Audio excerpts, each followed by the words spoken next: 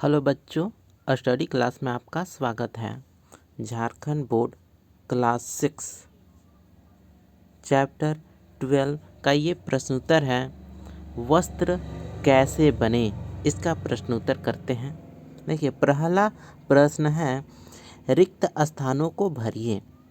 तो यहाँ पर शुरुआत में रुई और उसके बाद पर्सन या जूट भराएगा से पादप रेशा प्राप्त किए जाते हैं।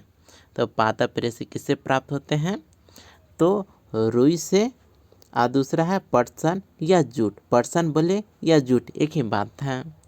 तो प्राकृतिक रेशे दो प्रकार के होते हैं, पादप रेशे और जंतु रेशे। ठीक है, तो पादप रेशे के अंतर्गत रुई और पटसन या जूट आते हैं। अब आते हैं दूसरी ओर जांतौ रेशे। जांतौ रेशे के अंतर्गत ऊन और रेशम आते हैं। ठीक है, तो पेड़ पौधे से प्राप्त रेशे को हम बोलेंगे पादप रेशे तथा जंतुओं से प्राप्त रेशे को हम कहेंगे जांतौ रेशा। ठीक है, तीसरा ऑप्शन है धागा किससे बनता है? तो धागा रेशों से बनता है। तो इस प्रकार से पहला का उत्तर हुआ रुई और जूट, दूसरा का आंसर है ऊन और रेशम, तीसरा का आंसर है रेशों। अब आते हैं दूसरे प्रश्न की ओर। प्रश्न है सही विकल्प का चयन कीजिए। तो प्रश्न है निम्नलिखित में से कौन सा प्राकृतिक रेशा है?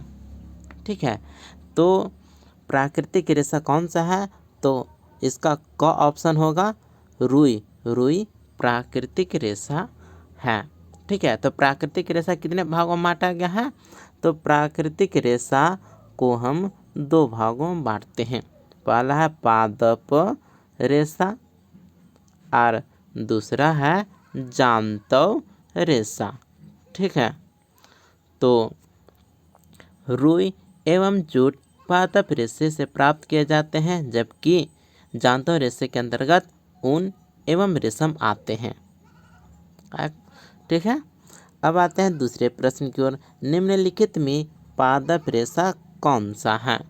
ठीक है, तो पादप रेशा किसे कहेंगे? जो ऐसो पेड़ पौधे से प्राप्त होते हैं। तो पादप रेशे के अंतर्गत रुई एवं जूट आते हैं। ठीक है, तो इसका सही आंसर होगा ऑप्शन सी कपास। तो कपास पादप रेशा है। ठीक है, तो हम यहाँ पर देखेंगे कि घ ऑप्शन है नायलॉन। नायलॉन संश्लेषित रेशा है, सिंथेटिक फाइबर है।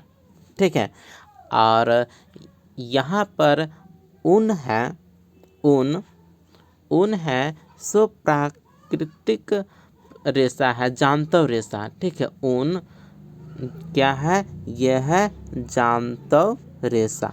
ठीक है, जांतौ रेशा। और रेशम भी है, ये भी जांतौ रेशा है। रेशम और ऊन जांतौ रेशा है, जबकि नायलॉन ये संश्लेषित रेशा यानी सिंथेटिक फाइबर है। ठीक है, तो संश्लेषित रेशम है। ठीक है, तो इसका ऑप्शन सी सही होगा कपास। कपास क्या है? ये पादप है, पादप रेशा। ठीक है, पादप रेशा, इसलिए ऑप्शन ग सही होगा। तो यहाँ पर देखिएगा कि पहला का आंसर क है और दूसरा का आंसर ग है।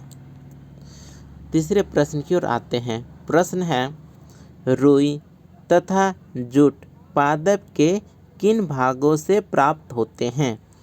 तो इसका उत्तर होगा रुई तथा जूट ये पादप रेशा है। तो पादप के प्राकृतिक पदार्थों से बनते हैं।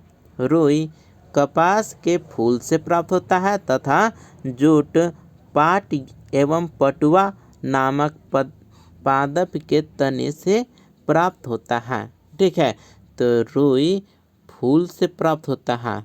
रुई फूल से प्राप्त होता है, जबकि जूट तने से प्राप्त होता है, पादप के तने से। तो रुई किससे? तो रुई फूल से और जूट तने से प्राप्त होता है। चौथा प्रश्न देखिए, प्रश्न है नारियल रेशा से बनने वाली वस्तुओं के नाम लिखिए। तो इसका आंसर होगा नारियल रेशा से बोटे और रस्सियाँ बनती है। तो नारियल के जो फल होता है उसके ऊपर जो रेशा रहता है उससे बना करके, ठीक है, बुनाई करके बोटे और रस्सियाँ बनाते हैं। अब आते हैं पांचवा प्रश्न की ओर। कताई किसे कहते हैं? तो इसका उत्तर होगा रेशा या तंतु से सूत या धागा तैयार करने की विधि को कताई कहते हैं। इस प्रक्रिया में रुई के एक पुंज से रेशों को खींचकर ऐंठते हैं। ऐसा करने से रेशे पास पास आ जाते हैं और धागा यानी तागा बन जाता है। अब आते हैं छठे प्रश्न की ओर। प्रश्न है ऊन किन किन जंतुओं के बाल से बनता है? तो इसका उत्तर होगा ऊन भेड़, बकरी, खरगोश, याक, ऊँट आदि के बालों से प्राप्त किया जाता है। सातवां प्रश्न, जूट के रेशे पटसन पौधे से कैसे प्राप्त होते हैं? तो इसका उत्तर होगा पटसन रेशा पटुआ नामक पादप के तने से प्राप्त किया जाता है। सामान्यतः पटसन को पुष्पन अवस्था में काटते हैं। फसल कटाई के बाद पादपों के तनों को कुछ दिनों तक जल में डुबा कर रखते हैं। ऐसा करने पर तने गल जाते हैं। अब हाथों द्वारा पटसन रेशों को अलग कर दिया जाता है। फिर उन्हें सुखाकर एवं बांधकर इनका बंडल बना दिया जाता है। इस प्रकार से जूट के रेशे पटसन पौधे से प्राप्त करते हैं। आठवां प्रश्न है वस्त्र तैयार करने के लिए धागों की बुनाई कैसे करते हैं? तो इसका उत्तर होगा धागों के दो सेटों को करघों से आपस में व्यवस्थित करके वस्त्र बनाने की प्रक्रिया को बुनाई कहते हैं। नवा प्रश्न, रेशों से धागा निर्मित करने की प्रक्रिया स्पष्ट कीजिए। तो उत्तर होगा रेशों से सूत या धागा तैयार करने की विधि को कताई कहते हैं। इस प्रक्रिया में रुई के एक पुंज से रेशों को खींचकर ऐंठते हैं। ऐसा करने से रेशे पास पास आ जाते हैं और धागा बन जाता है। कताई के लिए व्यवहार किया जाने वाला सबसे सरल उपकरण हस्ततकली है। तो यहाँ पर देखिएगा ये हस्ततकली का पिक्चर यहाँ पर है। इस प्रकार से ये हस्ततकली है, ठीक है। अब आते हैं नेक्स्ट प्रश्न की ओर।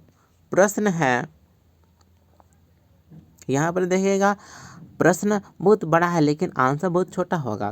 प्रश्न देखकर हड़बड़ाना नहीं है। प्रश्न है अंजू दर्जी से कुछ कपड़ों के कतरन लेकर घर आई। उसने मोमबत्ती से इन्हें एक एक कर जलाकर परीक्षण किया। एक कतरन जलाने पर सिकुड़ रही थी जबकि दूसरी कतरन नहीं सिकुड़ रही थी।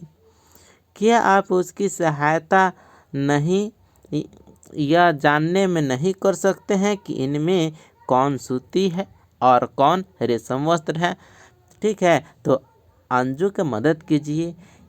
तो इसका उत्तर होगा जो वस्त्र जलने पर सिकुड़ रहा है वह नायलॉन है, पॉलिस्टर है, ठीक है, और जो नहीं सिकुड़ रहा है वह सूती है। तो वह वस्त्र जो मोमबत्ती के जलाने से सिकुड़ जाए वह नायलॉन है, पॉलिस्टर है, यानी वह सिंथेटिक फाइबर है, संश्लेषित फाइबर है। संश्लेषित फाइबर के अंतर्गत नायलॉन, पॉलिस्टर, एक्रेलिक आता है।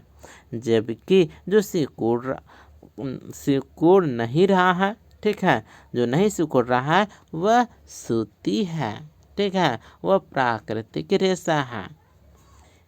इस प्रकार से हम अंतर कर सकते हैं, ठीक है। इस प्रकार से यह चैप्टर यहीं पर कंप्लीट होता है।